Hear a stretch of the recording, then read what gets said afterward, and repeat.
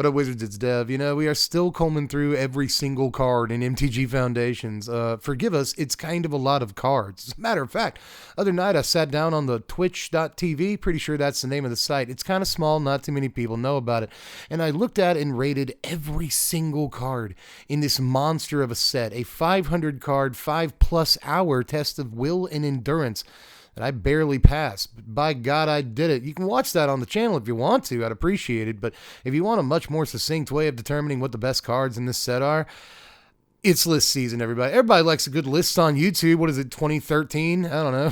Still, lists are fun. I like making them. And this time we're doing things a little bit different. I usually do the top 10 sleepers. Still doing it, don't worry. Should be out tomorrow. Still doing the top X cards. Still doing it, don't worry. But there's so many good reprints in this set that I figured I'd squeeze an extra list in there. So today, let's look at the top 10 reprints in Mtg Foundations.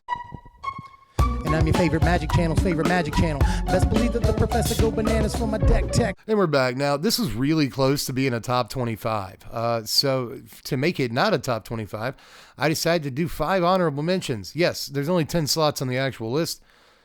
I have half as many, again, in honorable mentions. So I'm sorry about that. Let's go through these extremely quickly. Honorable mention number 1 is Viashino Pyromancer. Super awesome for the lizard decks. Did you know he's a lizard now? I'm still kind of sad we lost Viashino as a creature type, but I'll take it. You know, those decks care about damage having been dealt to an opponent that turn. This helps you do that, and it's just a solid aggro creature that was a 4 of in like every mono red deck last time it was in standard. I could see it happening again. There's a good argument for burn decks right now, too, so he's a good burn 2-drop. It hits him in the face, soaks up some damage, maybe gets through a couple. It's a good card.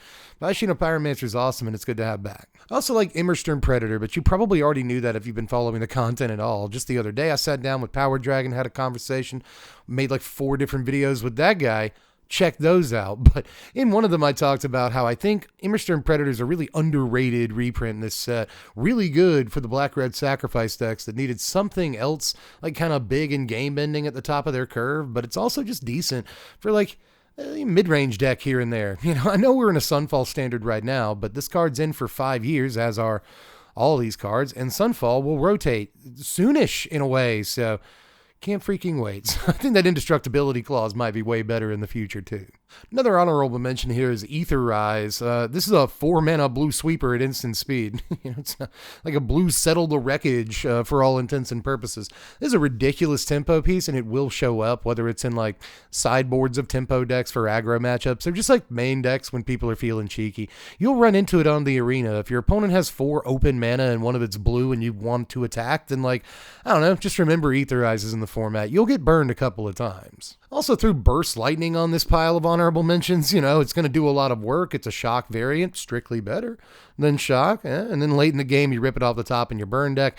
You hit him for the last 4 damage. Just a pretty solid burn spell that I think is almost certainly going to see play. Wanted to bring it up somewhere here, but stop. Collaborate and listen for just a second to me as I talk about Time Stop. Because this is the last honorable mention I wanted to mention, sure, because I think it is like probably the most powerful card I've brought up so far in this video, even though we haven't gotten to the main list yet. Look, Time Stop is 6 mana, but it just ends the turn. You know, they didn't reprint Time Warp, but they came really, really close to reprinting Time Warp. Your opponent will get to untap their lands, but you can just like set a stop during their upkeep. Let's be real, you're playing on the arena. You know, you can always tell them before they draw their card, like, hold on, Time Stop.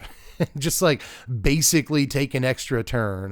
You can also counter spells with this, so I wouldn't be surprised to see this show up as 1 or 2 of in a deck here and there. But let's go to the main list here. Number 10 is, as usual, kind of an extension of the honorable mentions. In this case, I'm not sure this is a card that's going to see like all the standard play, but it's a card I really like, and that should count for something when I'm the one making the YouTube video. Plus, a lot of you like it anyway. So let's talk about Aurelia for a minute. Yeah, it's a 6-drop again. The last card we looked at was 1. There's another one on this list besides Aurelia. Turns out when you're looking at Mtg Foundations, all the coolest cards are 6-drops. I don't know why that is, but I think Aurelia actually has like a chance in standard in, first of all, and maybe most of all, push-pull decks. You push-pull this and any other large-ish dude out of your graveyard, then like you probably win the game if you get through with all that combat damage. I don't know. I kind of like it. Maybe you pull this and an Anzrag out at the same time and you just have like, I don't know, 12 combat steps could work. But again, basically any large creature should do the trick if you actually get through with all the damage. But apart from that, there's like Smuggler's Surprise decks that can throw this and another large haster like Titanoth Rex or whatever down at the same time. Tyrannus Rex? Titanoth.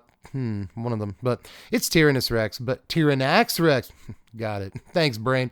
But yeah, this and a Tyrannax Rex off the Smuggler's Surprise like should probably do the trick. So there's a lot of one-turn kill setups with Aurelia that I'm kind of interested in, and you know, there's a reason this is number 10. I'm not sure it's ever going to show up in like MTGO challenge results in the top 8 or on MTG Melee in the best decks. Again, I don't think she's looking at the top tiers necessarily, but it's a card I'm going to be playing on the arena a lot, and I think a lot of other people are too. So as far as the day-to-day Magic experience for the people on the ground like us, you'll probably see an Aurelia or two like once a week. Also, she's an angel. There's an Angels deck now. Checkmate. Number 9 is, I'm going to split here and like slightly cheat, but it's the only time I'm doing it on this list, and I think you'll understand why. It's Elvish Archdruid and Imperious Perfect, but I do think Archdruid is like the better of these two cards by a pretty wide margin. That said, we now have like Leaf Crown Visionary or something, the 2-drop Elvish Anthem in Standard. We have these 2 3-drop anthems. We have another couple in like, what is it, Wilt Leaf Liege and Dwynen. We have another couple of 4-drop anthems for elves. So I think we have like 29, something like that, anthems for elves in Standard right now, and that might be true if you count like Heraldic Banner and stuff like that. But yeah, we have a bunch of playable anthems from this set, and these are easily the 2 best. One of them just poops little elves out, which is always going to be good in your deck, and then Archdruid is Priest of Titania with an anthem effect stapled to it. Really doesn't get a whole lot better than that. So yeah, I think if Elves has any chance of being a real deck, it's not necessarily, you know, the big game-winning stuff like Lathril or, you know, Banner of Kinship or anything like that you kind of elf ball into. I think it's more the role players that are here at the 3-drop slot, just antheming all your guys and letting you get through for damage. I think it's these dudes that matter the most for Elves. Number 8 is Mystical Teachings. I rate this card really, really high in Standard, man. I just kind of do. If you've never experienced the abject pain of passing turn to a control opponent and they Mystical Teachings to go get a counter spell and then just untap all their mana, that's a backbreaking experience. And then knowing that, yeah, they just went and got the 3 steps ahead, the next thing you try to resolve is dead in the water. But they can also, you know, if you don't do anything on the next turn, you draw dead again, they just get the flashback Mystical Teachings and go get, you know, another counter or a removal spell or the best spell in their deck that wins the game. You know what I mean? Like, Mystical Teachings is good for all kinds of reasons. It's gone in 5-color control decks over the years, like Toast, like 15 years ago, but it's also gone in just straight up blue-black control decks over the years as well. Just a fantastic Magic card that tutors twice at instant speed, and if you ever give your control opponent the opportunity to play this at the end of your turn and you can't really do anything to fill that space, they just get to tutor and untap, you will start to understand exactly how ridiculous this card is. I'm kind of not looking forward to 5 years of teachings. It truly is a demoralizing card. You've never played against it, buckle up. Buttered stuff. Number 7 is Authority of the Consoles, maybe the best like sideboard playable reprint in the set, but I think this actually has a case for the main deck, not only in best of 1, obviously, but even in best of 3. I think that there might be like a life gain deck out there that isn't 100% creature based, you know, like it doesn't do all the Zoraline, Essence Channeler stuff. It's actually trying to like combo at the top of an end of its curve with like an Exquisite Blood Sanguine Bond type combo. I think this deck might exist in Standard. If it does, Authority is definitely main deck playable in that, man. You get a Kismet effect on all of your opponent's land or creatures for the rest of the game, which is hype. And also just life gain triggers on their turn whenever they play a creature is sickening. It's actually very, very good to trigger life gain on their turn. And red players, if you don't yet, you better get ready to respect my Authority. Number 6, sorry, is Day of Judgment over here. Yeah, it's just good. I think is another one. I saw people kind of see this in the original previews for the set a few months back, and just kind of go, which is baffling to me, man. Like, this is the best 4-mana sweeper in Standard day one. We already have no witnesses in white, but it's just a strictly worse version of this, like, most of the time, you know. If you're casting it and you're getting the clue token, you probably did something wrong. Like, you're usually giving your opponent a drawn card over there with no witnesses, which makes it, like, I don't know, 700 times worse than just like a super clean, like, Wrath of God effect. Again, I think that this is a card that people need to kind of remember is here, you know what I mean? Like, everyone's getting pretty hype about some of the new stuff and some of the, like, larger scale reprints that are, like, really expensive and stuff. But some of those aren't even on this list. You may have noticed an absence of those so far. That will continue. I think that just baseline stuff like Day of Judgment is extremely relevant in Standard, which is, you know, that's the format I'm kind of basing this list on. So, again, just remember that, like, Wrath of God exists, and that's kind of insane. Number 5 is the other 6-drop I promised you. It's Muldrotha. This was on Power Dragon's list of underrated reprints when we talked the other day, and, like, couldn't agree more, you know, just like some of these other ones. You know, it's sorry to sound like a broken record a little bit here, but just like Day of Judgment, people not taking it seriously enough, you know. Even like Aurelia, people aren't taking seriously enough. That thing can kill you. But Mystical Teachings, Authority of the Consoles, these are all things that people are just kind of like, you know, not necessarily forgetting, but not really paying as much attention to in favor of some of the more hyped stuff. And I think it's a mistake. You know, Muldrotha's pretty hype. People care about it, but all the spikes are making the same mistake they made last time. You're like, it's a 6-drop.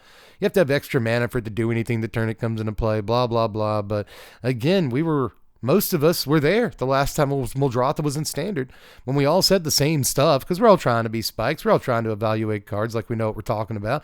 And it turns out Muldrotha was just queen of mid-range decks back then, and I think it might happen again. Again, you don't think Muldrotha is going to be a playable Magic card in Standard. Maybe you didn't experience it the first time. This lady is scary, and she's not just a commander card. Number 4, you know, I'm going to do another split here because I really can't decide which of these that I want.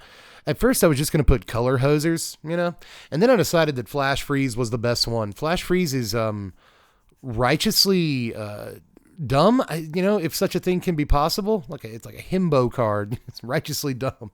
But yeah, Flash Freeze, it makes like red or green creatures or red or green spells, period, that are above a certain mana cost more or less unplayable. I say above a certain mana cost because, you know, if they counter your 2-drop red spell, you don't care so much. But if they counter your 4 or 5-drop red spell, you care a lot. That's a lot of mana value on there. And it more or less, in best of 3 at least, invalidates the playability of tons of cards.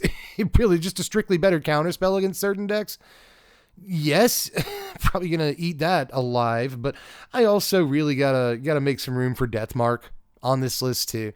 You know, just blow up a green or white dude for a single mana, you know, cut down anything in those colors is pretty gnarly too, man. So I think of all the color hosers we got, these are good. I like Devout Decree to an extent too, but I don't love the sorcery speed.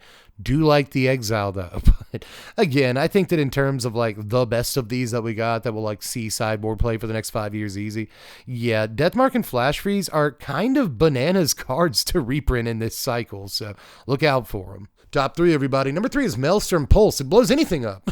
It could even be a boat, you know, just any non-land thing, and then it blows up all the other things with that name, which actually can be really good in Standard right now with all these tokens. And there's token shenanigans where you make a token copy of this guy and you make like 7 copies of him or whatever. Doppelgang, I guess this is halfway decent against. But yeah, Pulse is just kind of, in this case, in this particular Standard, a white version of like a green version rather, of like a Legions to Ashes. And that card sees a surprising amount of play, especially in the arena. So I imagine that Maelstrom Pulse is going to see a similar, or in some cases, even greater amount of play. You know, Golgari is already a deck in Standard, and they've had access to like Terra Sunder, they play it. They've had access to Drag to the Roots, they don't play it. They've had access to Urgent Necropsy, they play it sometimes. They've had access to Assassin's Trophy. They don't really ever play that, which is kind of wild to me. But, you know, them having access to Maelstrom Pulse doesn't mean they'll play it, at least not right away. But again, the card being in Standard for 5 years means that some mid-range or control deck will at some point in time touch this card. And I think that it's probably going to happen a lot. I think it's going to happen basically every day. Somebody's going to put this card in the deck. It's good. But my numbers 2 and 1, I actually think are like pretty high cut above most of the other cards on this list. I don't know. Maelstrom Pulse and like Flash Freeze are dumb. They're just like, why'd you reprint that? You know what I mean? But these last two cards are definitely in that category, man. Number 2, I think more so than any other card. Number 2 is Boros Charm, dude.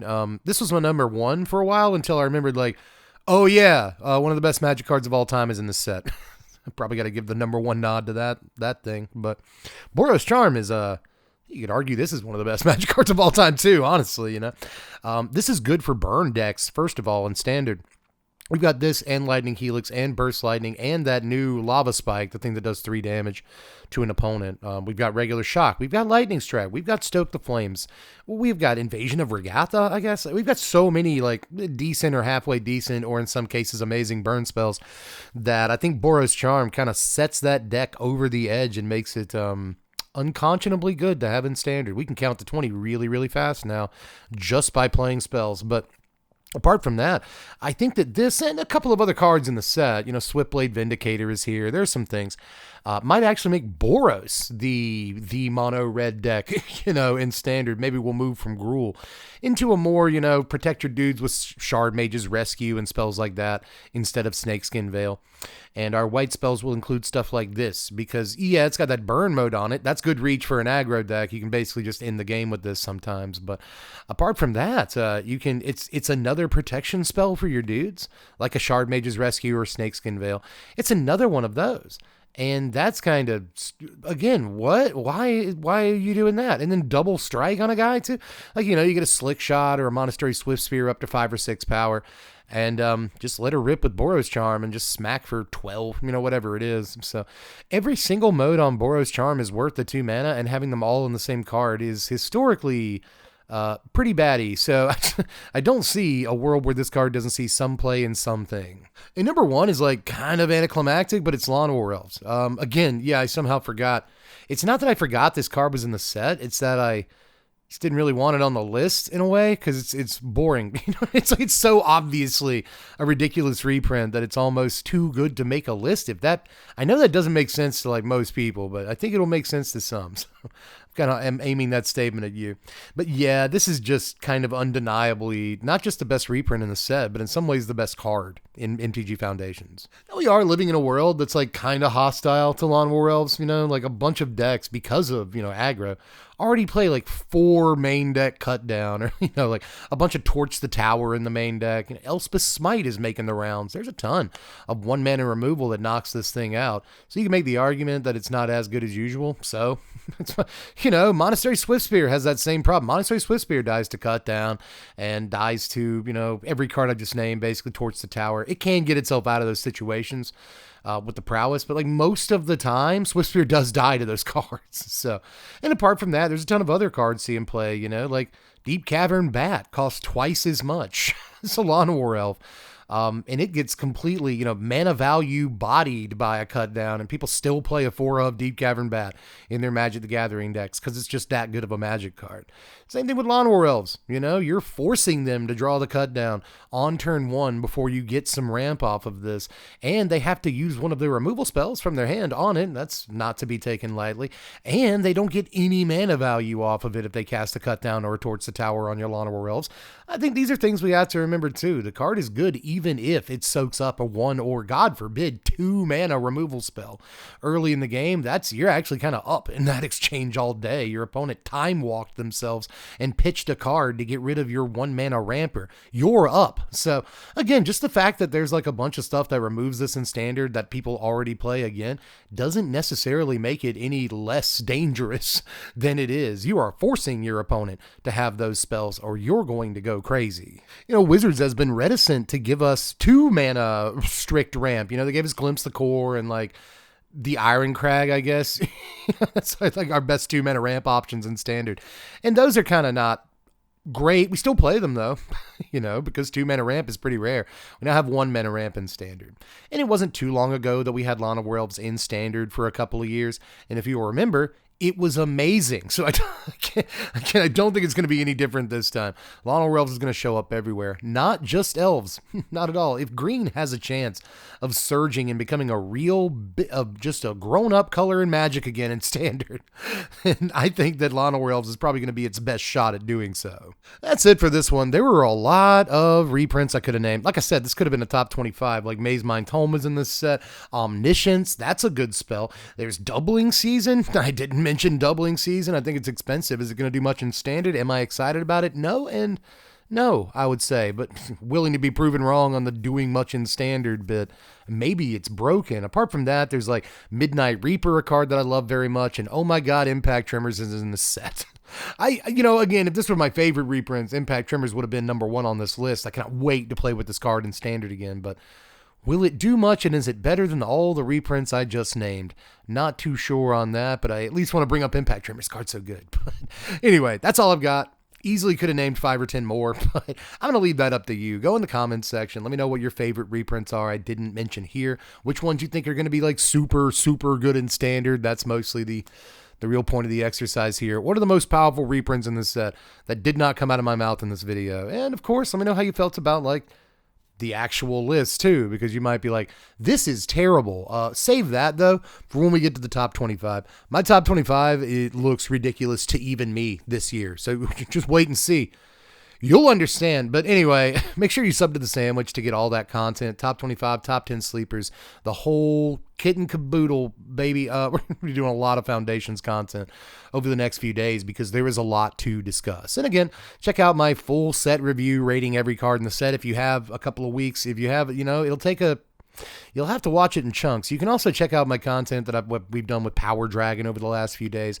We talked about underrated and overrated reprints, underrated and overrated new cards. There's a wealth of content there too. So if you want to dig into Foundations, we've definitely got the videos for you, man. Check the links in the description for all that. And of course, if you have an extra buck laying around nowadays, every single month, just a buck a month, I cost a can of soda a month if you want to support me on Patreon. And it does wonders for the channel, right? Not just the channel, but, I get to live. I got to pay my rent and stuff. It's really important.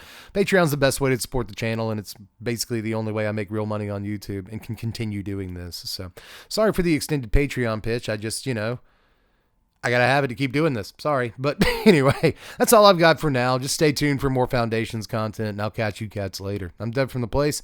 Thanks for watching, Wizards. Spread love and be kind.